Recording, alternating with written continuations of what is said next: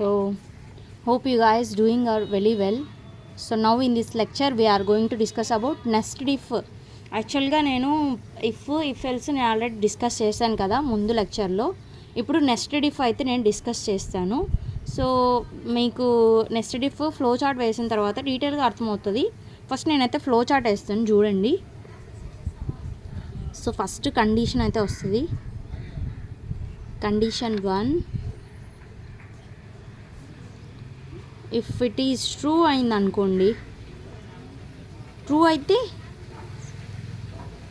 Condition 2 అనే స్టేట్మెంట్ని print అవుతుంది. ఒకవేళ ఆ కండిషన్ కూడా ట్రూ అయితే ఇప్పుడు ఏమవుతుంది, ఇందులో ఇన్నర్ బ్లాక్ స్టేట్మెంట్స్ ఉంటాయి కదా, ఈ కండిషన్స్లో ఇన్నర్ బ్లాక్ స్టేట్మెంట్స్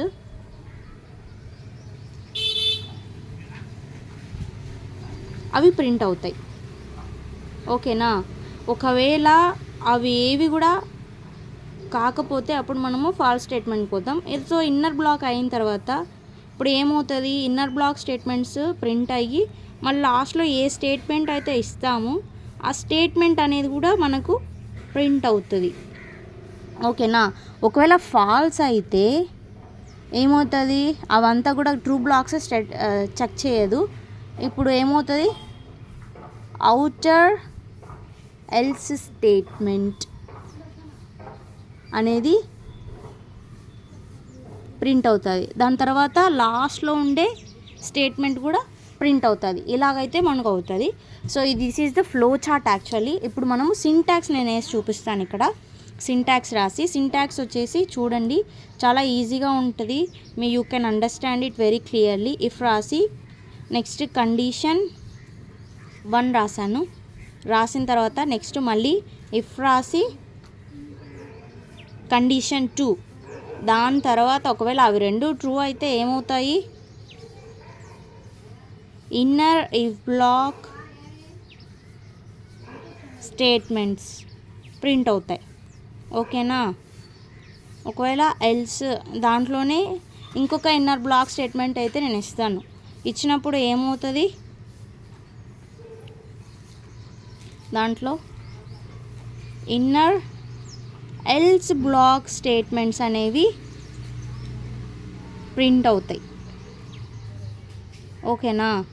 సో ఇలాగ అయిన తర్వాత ఒకవేళ మనకు ఫాల్స్ స్టేట్మెంట్స్ అయితే ఏం ప్రింట్ అవుతాయి అనేది నేను ఇక్కడ రాస్తాను. సో ఇక్కడ నాకు యాక్చువల్లీ ప్లేస్ సరిపోలేదు, అందుకోసమని నేను ఇక్కడ రాస్తున్నాను. You can adjust here. So ఒకవేళ అవి ఫాల్స్ అయితే, ఫస్ట్ కండిషనే ఫాల్స్ అయితే ఇదంతా కూడా ఏం చెక్ చేయవు, డైరెక్ట్ ఏమవుతుంది, ఫాల్స్ స్టేట్మెంట్ ఉంటుంది కదా, ఎల్స్ స్టేట్లోకి పోయేసి ఔటర్ ఎల్స్ బ్లాక్ స్టేట్మెంట్ అనేవి ప్రింట్ అవుతుంది. ఓకేనా. అది అయిపోయిన తర్వాత లాస్ట్ స్టేట్మెంట్ ఉంటుంది కదా, ఆ స్టేట్మెంట్ టెక్స్ట్ కూడా ప్రింట్ అయిపోతుంది. సో ఒకవేళ ఇక్కడ చూడండి కండిషన్స్ 2 కూడా ట్రూ అయ్యాయి అనుకోండి, ఇవి ప్రింట్ అవుతాయి. సో మళ్ళీ తర్వాత ఇది ప్రింట్ అవ్వదు, బట్ ఇదైతే ప్రింట్ అవుతుంది. ఒకవేళ ఫాల్స్ అయితే ఇవి 2 స్టేట్మెంట్స్ ఏమవుతుంది, ఈ 2 మాత్రమే ప్రింట్ అవుతాయి. Like that we need to write 1 program right.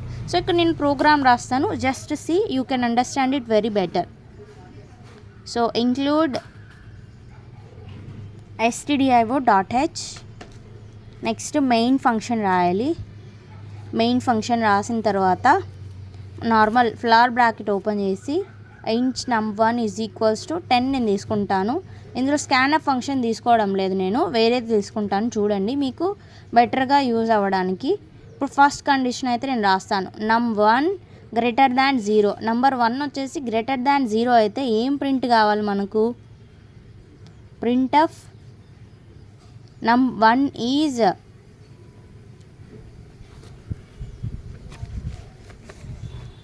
So మనకి ఏదైతే ప్రింట్ కావాలో అదైతే ఇక్కడ నేను రాస్తాను. Just C.